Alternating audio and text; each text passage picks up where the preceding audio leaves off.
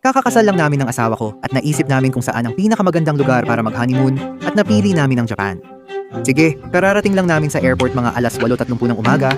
Pupunta muna kami sa Canada at ito talaga ang unang beses kong lalabas ng bansa. Hindi pa talaga ako nakakalabas ng bansa dati. Kaya magiging bagong karanasan talaga ito para sa akin. Nag-enjoy kami sa perfect 5-star na almusal sa airport. Paborito ko rin ang Pokemon. At di ko na mabilang ang cards na nakuha ko roon.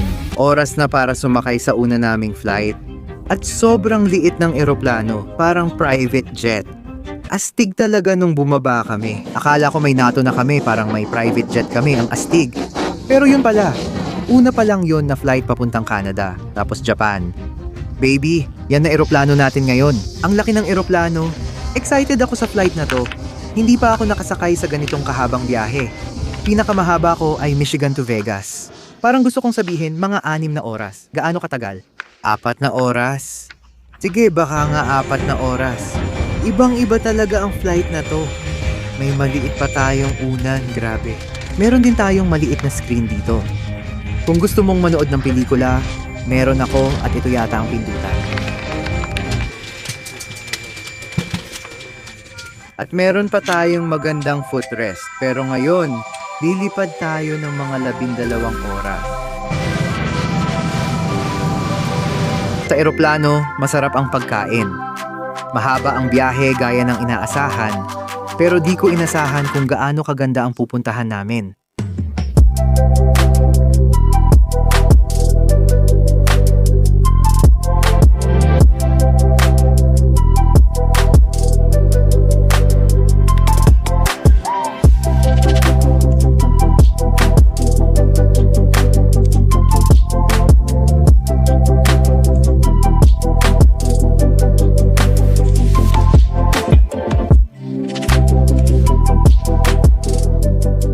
Kaya ngayon, sinusubukan namin kunin ang aming mga tiket para sa Japan Rail Pass dito sa lugar na to.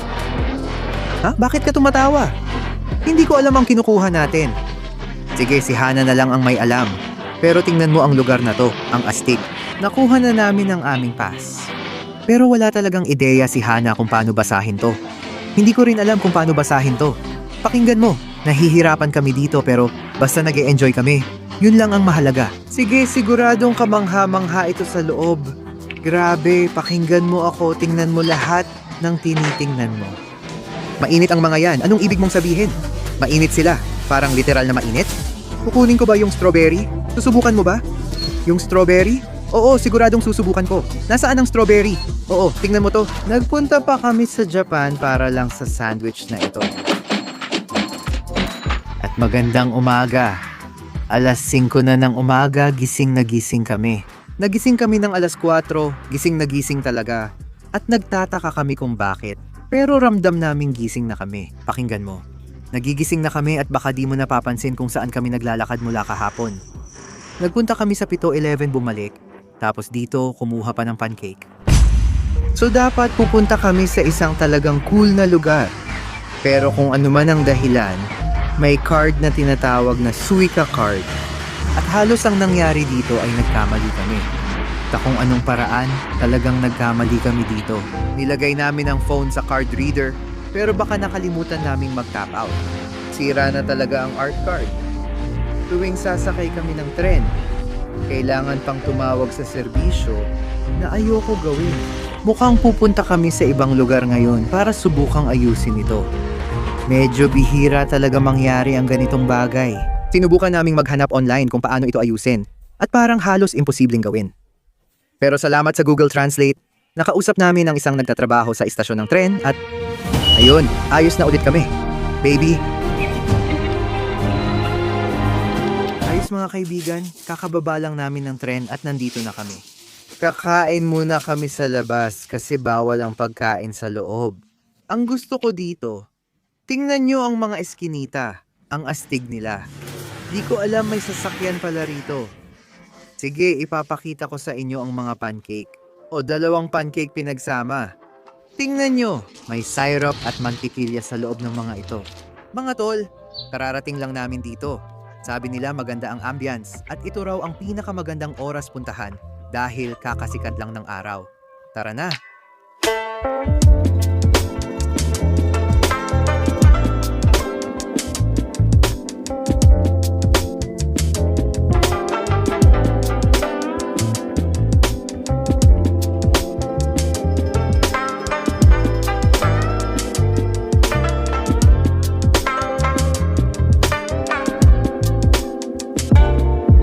Magandang umaga. Alas 5 pa lang ngayon. Ramdam ko na agad ang pagbabago ng oras. Totoo yan, sasabihin ko sa'yo. Pero pakinggan mo, kumuha ulit kami ng mga pancake na ganito mula sa 7-Eleven. Tapos, kumuha rin kami ng iba pang mga pagkain mula sa 7-Eleven. Kumuha kami ng mga chocolate croissant. Pero maliligo muna ako saglit at babalikan ko kayo pagpunta na namin sa unang destinasyon namin. Sige, matagal-tagal na rin mula nang hawakan ko ang kamera. Nasa Osaka na kami ngayon. Grabe talaga. Ang dami na naming nagawa. Naku po. Nakakakuha kami ng magandang block. Grabe, pizza mushroom ko.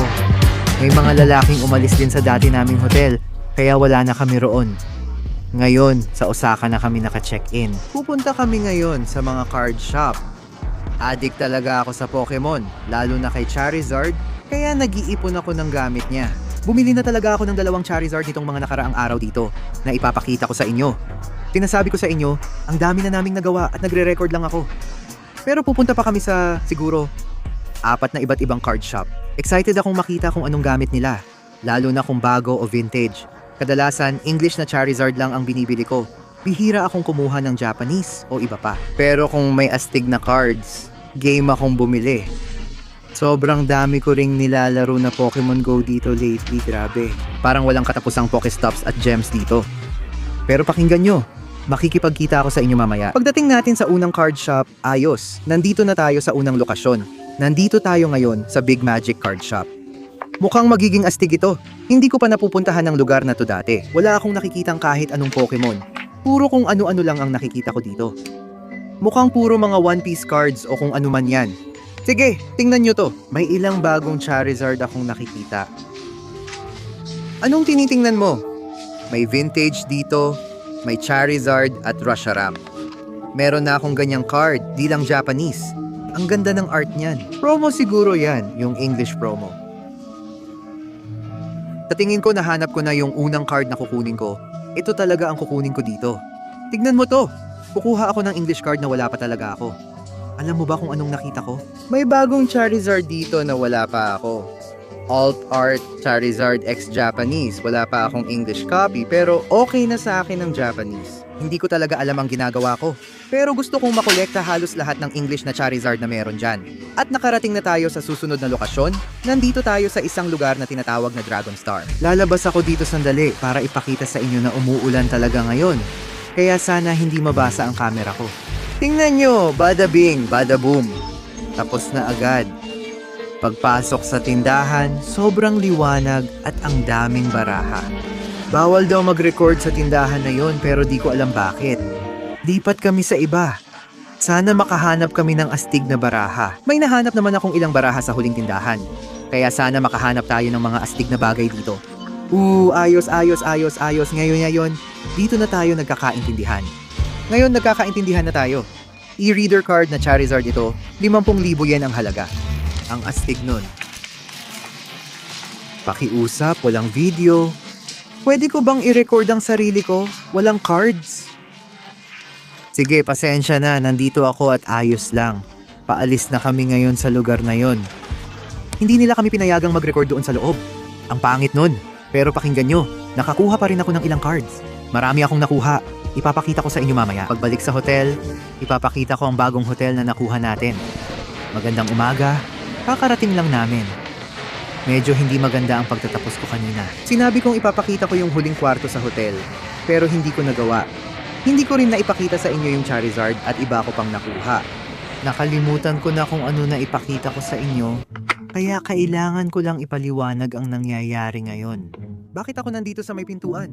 Hindi pa tayo pwedeng pumasok sa kwarto hanggang 4:30 ayon sa online. Dapat 3 pa lang pero 4:30 na pala at binigay na rin nila yung card natin. Pero laging pula yung lumalabas. Ang nakakabaliw pa, ang ganda ng tindahan nila para sa pagkain. Tapos nung nagbayad ako, sabi nila, hindi mo pwedeng kainin kahit saan dito. Hindi pa nga tayo makapasok sa kwarto. So ano, magugutom na lang tayo.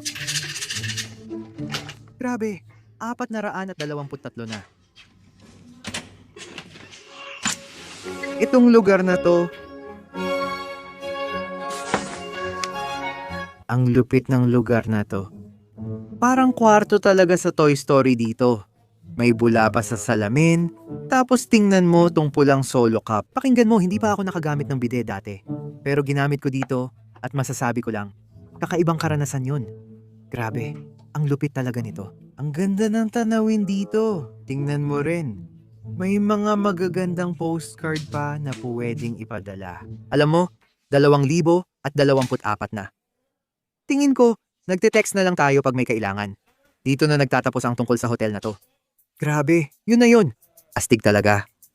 Excited akong dito matulog mamaya. Ito ang dahilan kaya tayo naglalakad. Dahil sa tindahan doon. Ngayon pupunta tayo sa Pokemon Center. Tignan mo tong lugar na to. Grabe ang astig nun. Nandyan si Mewtwo. Ang daming tao dito. Sige, anong espesyal na event ang meron ngayon? Pero ngayon, papasok na tayo at mukhang ang daming parang nagkakagulo at kung ano-ano pa.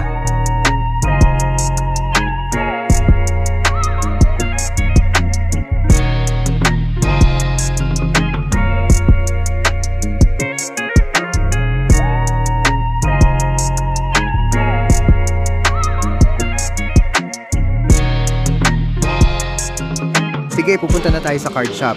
Napuntahan namin ang Shibuya Crossing, tumawid sa pedestrian lane, at salamat sa Diyos, nandito na tayo. Tignan na natin ang mga cards. Okay, sandali. Kaya kailangan ko munang lumayo sandali kasi kailangan kong mag-isip.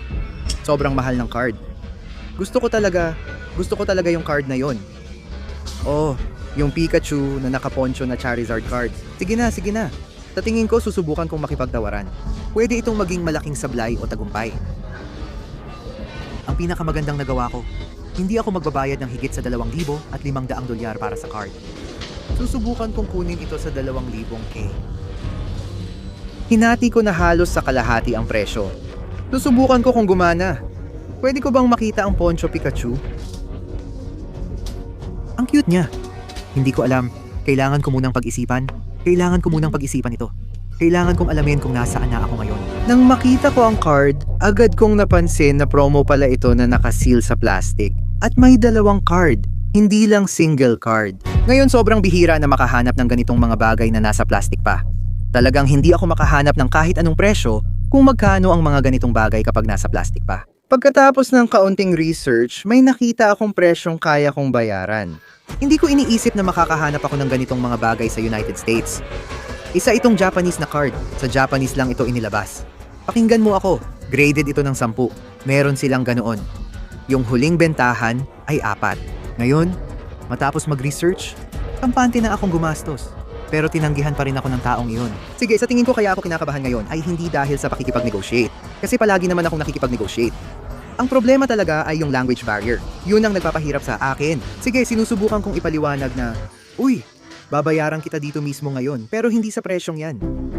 Tungkol dun sa Pikachu, pwede ba kayong pumayag sa ganitong presyo? Pwede ba kayong pumayag sa ganon?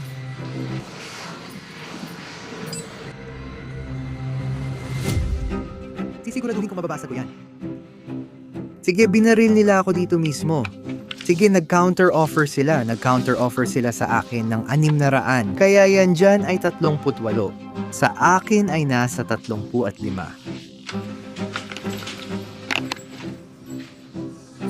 So ano na ngayon? Iniisip ko mag-meet tayo sa gitna. Subukan nating barilin siya gamit ito dito.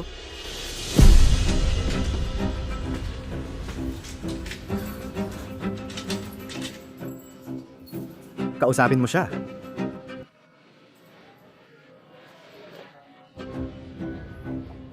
Patingin nga nito kasi sa ganung paraan, nagkakasundo tayo sa gitna. Tara, gawin na natin. Grabe pare, ang lupit nun, ayos na. Nagkasundo na kami sa final na presyo. Tara na. Ang galing mo, salamat mga pare. Aalis na kami. Kasama ang pinakaastig na Charizard card na meron na ako sa collection ko. Yan ang pinakaastig na card talaga. Tignan mo yan pare. Sobrang saya ko dyan. Uy mga pare, balik na ako mula Japan. Grabe, napagtanto ko sa trip na to na hindi pala ako magaling mag-vlog. Wala akong naipakita dati. Pero ngayon, ipapakita ko na. Unang-una, Sobrang astig ng Japan. Seryoso, gusto ko talagang tumira doon. Ang saya ng vibes nila. Kung hindi mo pa naranasan yun, kailangan mo talagang subukan. At kung naranasan mo na, alam mo yung sinasabi ko na sobrang bait ng mga tao at sobrang efficient ng lahat. Doon, mas na-shock pa ako sa kultura pagbalik ko ng Amerika kaysa nung pumunta ako ng Japan. Pero sige, ipapakita ko na sa inyo lahat ng mabilis kong nakuha. Si Pikachu suot ang Charizard poncho. Ang astig ng card na to. Tinanggal ko talaga siya sa plastic kasi, mga tol, ang linis-linis nito at sa tingin ko, ipapag-grade ko talaga to. Sobrang perpekto talaga nito at ewan ko lang. Sana makakuha tayo ng 10. Pero sa loob din ng pack na yun, meron din silang Pikachu na ganito. Ang cute din nito, ulit. Hindi ako malaking kolektor ng Pikachu, pero malaki akong kolektor ng Charizard. Ito lahat ng card na nakuha ko. Parang kailangan kong bumili ng first edition Japanese base set Charizard para masimulan ang collection ko ng Japanese cards. Yan ang halaga na binayaran ko. Makikita nyo ang conversion sa screen. Kumuha rin ako ng 2 shiny Charizard VMAX, isa Japanese at isa English. Wala pa ako nito kaya kailangan ko idagdag sa koleksyon. Di ko na maalala magkano nagastos ko dito. Grabe ang conversion, nakuha ko ang cards na parang kalahati lang ng presyo. Nakuha rin namin sina Reshiram at Charizard. Yung ipinakita ko sa inyo sa card shop, nakuha ko rin talaga tong isa na to. Ganyan ang presyo niyan. Parang walang presyo, may nakasulat lang na kung anong Japanese doon. Kinuha ko rin itong si Kuya dito. Ang astig nito. Bagong release ito, hindi ko rin ito alam. Lumabas noong 2020. Hindi ako sanay sa Japanese na card. Non-hollow siya pero astig kaya kinuha ko. Nakuha ko rin ang shiny Charizard sa Hidden Fates. Sobrang astig at mahal ng bayad ko dyan. Dati, hindi ako mahilig sa Japanese cards. Pero nung napunta ako doon, na-addict na ako. Nakuha ko ang Altar Charizard at non-hollow Zard isa mula sa Expeditions. Sa huli, pinakita ko rin ang sobrang astig na card. May nakuha tayong mas bagong Charizard GX mula 2,000 at 19 astig talaga. Sigurado ako, may 2 kopya ng card. Isa walang Charizard at isa may Japanese Charizard promo. Mas gusto ko rin ang Japanese cards. Lahat ay maganda ang kondisyon. Siguro mas inaalagaan lang talaga ng mga tao ang mga gamit nila doon. Wala akong ideya. Nakuha ko rin ito. Charizard V. Kahit yung mga English na card doon, sobrang ayos ng kondisyon. Ewan ko, talagang inaalagaan nila ang mga gamit nila. Grabe, sobrang astig nito.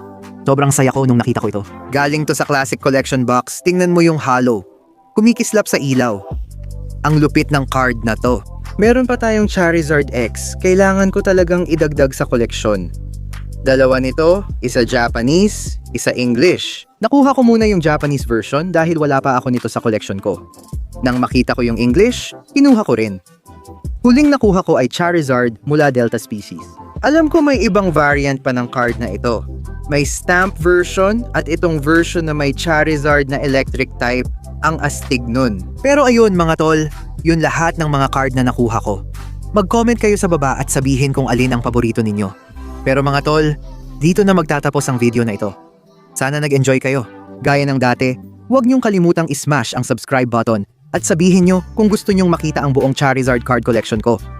Seryoso, matagal ko na itong pinagtratrabahuhan. Kinokolekta ko lahat ng English Charizard card para mabuo ang master set. Medyo mahirap, pero sabihin nyo kung gusto nyong makita. Pero gaya ng dati, sobrang mahal ko kayo. Magkikita tayo sa susunod.